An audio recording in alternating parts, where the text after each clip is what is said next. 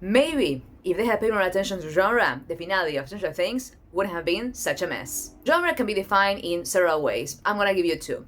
According to McKee, it's a system that is used by screenwriters that turns on differences of events, values, roles, settings, and situations.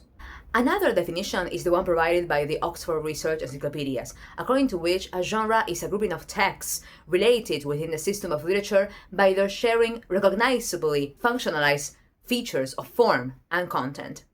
In other, simpler words, a genre is basically a grouping of texts that share similar characteristics. Whether they are connected to the theme of the story, the setting, the subject matter, the type of characters you have, or the tropes that are used. Let me name three quick recent examples of how genre can impact a story. The first one is Interview of the Vampire, because I made a video like a couple of weeks ago about it.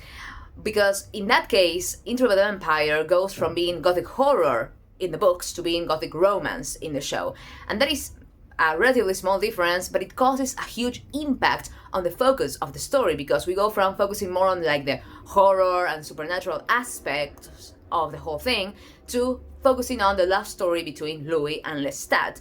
Some people love it, some people kind of get used to it because it is very different from the original books.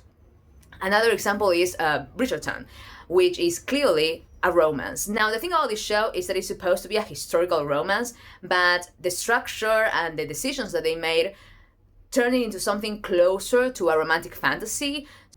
We can have a happy ending, like in season 4, which is kind of not earned to a certain extent, and you are like, oh, where are the stakes? The last example that I want to provide is Stranger Things. Now, this show was fascinating because it mixed, like from the beginning, it mixed horror, sci-fi, and fantasy.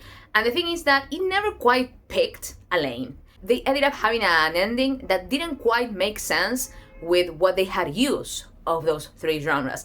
Because even when they use horror or sci-fi or fantasy, they were always going with the happy ending route of those three genres. And in season 5, they decided to do the unhappy ending, like the very tragic ending. And you may say, well, they picked the sci-fi ending, which is very similar to E.T.